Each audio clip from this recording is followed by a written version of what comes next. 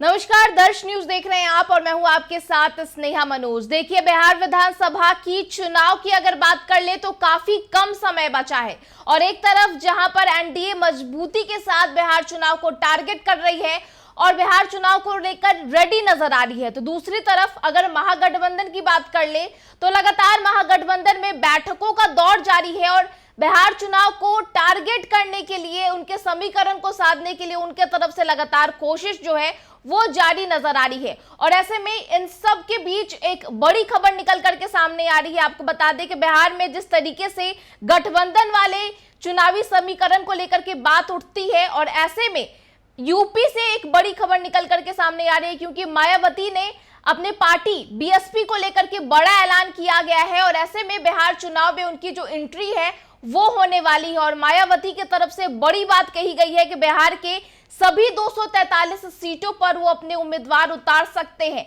यानी उनका भी जो टारगेट है वो बिहार चुनाव रहने वाला है। और बिहार चुनाव को लेकर के काफी कम समय बचा है और बिहार चुनाव के लिहाज से तमाम पॉलिटिकल पार्टी की जो एंट्री है वो बिहार में देखने को मिल रही है। मायावती की तरफ से भी बड़ा ऐलान कर दिया गया है और ऐसे में कहीं ना कहीं आगामी बिहार विधानसभा के चुनाव में मायावती की पार्टी जो है वो चुनावी मैदान पर उतर सकती है और 243 सीटों पर अपने उम्मीदवारों को भी उतार सकती है।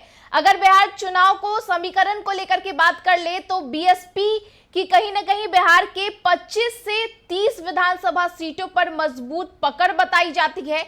यूपी और बिहार से सटे ऐसे जिले जहां पर मायावती की अच्छी पकड़ मानी जाती है, बक्सर, रोहतास और कैमूर, ये वो 3 जिले हैं जहां पर मायावती की कहीं ना कहीं पकड़ जो है और उनका जो वोट बैंक जो है वो मजबूत बताया जा रहा है। और ऐसे में बिहार के 25 से 30 सीट ऐसे हैं जो बिहार चुनाव को लेकर मायावती की पार्टी बसपा जो है वो प्रभावित करते हुए आगामी बिहार विधानसभा के चुनाव में साफ तौर पर नजर आ सकती है। तो ये बड़ी खबर जो है वो बिहार चुनाव के लिहाज से निकलते हुए सामने आ रही है। आपको बता दें कि जिस तरीके से बसपा की तरफ से ऐलान किया गया है और बिहार की सीमाएं यूपी से सटती है, सीमावर्ती जिलों में बसपा का मजबूत कैडर भी है और ऐसे में बिहार में दलित 16% के लगभग है, जिसमें जाट की अगर बात कर ले तो 4.50% है और बसपा इस वोट बैंक पर मजबूत पकड़ जो है वो बनाई हुई रहती है। साफ तौर पर बिहार की राजनीति पर अगर गौर करें तो यहाँ मोची, चमार या रविदास जाति से आने वाले वोटरों का झुकाव बसपा की प्रति माना जाता है। हालांकि इस जाति के वोटर भी एक मुश्त बसपा को कभी वोट नहीं करते हैं और इस जाति के 5.26% वोटर हैं, जिनकी संख्या लगभग 70,000 है।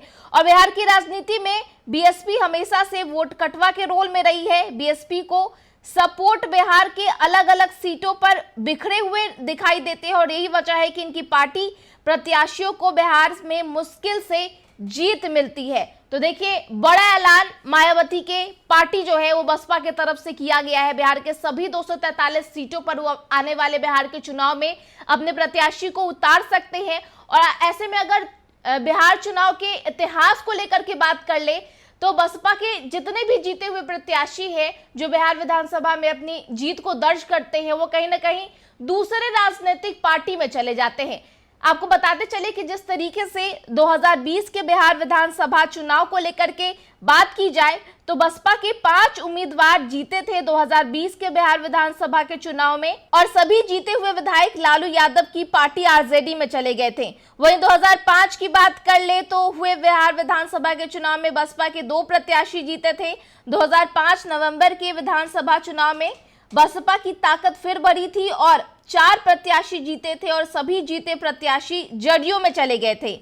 2009 में हुए उपचुनाव में नौतन विधानसभा से बसपा के उम्मीदवार जीते और जीतने के बाद बीजेपी में चले गए। 2010 और 2015 बिहार विधानसभा चुनाव में बसपा सूने पर रही। वहीं 2020 के विधानसभा चुनाव की बात कर ले तो बसपा के एक प्रत्याशी को जीत मिली थी। चैनपुर में बसपा के टिकट पर जीते मोहम्मद जमा खान जदयू में जाकर के मंत्री बन गए। तो बिहार विधानसभा के चुनाव को लेकर के बसपा की ये कुछ रिकॉर्ड रही है और ऐसे में यूपी से अपनी राजनीति की शुरुआत करने वाली मायावती और उनकी पार्टी बसपा का अभी फिलहाल अगर चुनावी लिहाज से बात कर ले तो कहीं ना कहीं उनकी पार्टी को लेकर के चिंता की स्थिति बनी हुई है, क्योंकि यूपी से उन्होंने राजनीति की शुरुआत की थी और यूपी की अभी बात कर ले तो उनके केवल एक विधायक बचे हैं और लोकसभा में ये आंकड़ा जो है वो शून्य पर है। और 2024 के लोकसभा के चुनाव की बात कर ले तो पूरे देश भर में बसपा को 2% वोट मिला था और बाकी के राज्यों के विधानसभा चुनाव की बात कर ले तो महाराष्ट्र, झारखंड, हरियाणा और दिल्ली विधानसभा चुनाव में बसपा खाता नहीं खोल पाई थी। और ऐसे में राजनीतिक पार्टी बने रहने के लिए बसपा का जो बिहार चुनाव है उसको लेकर के कहीं ना कहीं काफी सीरियस नजर आ रही है, क्योंकि बिहार का चुनाव उनके लिए अहम बताया जा रहा है। लेकिन ये देखना दिलचस्प होगा कि आगामी बिहार विधानसभा चुनाव में बसपा क्या कमाल करते हुए नजर आती है, कितने सीटों पर अपने प्रत्याशी को उतार पाती है और कितने उनके प्रत्याशी जो है वो जीत हासिल कर पाते हैं। क्योंकि राष्ट्रीय पार्टी बने रहने के लिए कहीं ना कहीं बिहार चुनाव उनके लिए महत्वपूर्ण है। लेकिन देखना होगा कि चुनाव के नतीजे किस ओर निकल करके आते हैं और किस तरीके से मायावती जो है और उनकी जो पार्टी है बसपा वो बिहार में अपने दमखम को दिखाने की कोशिश करती है और बिहार के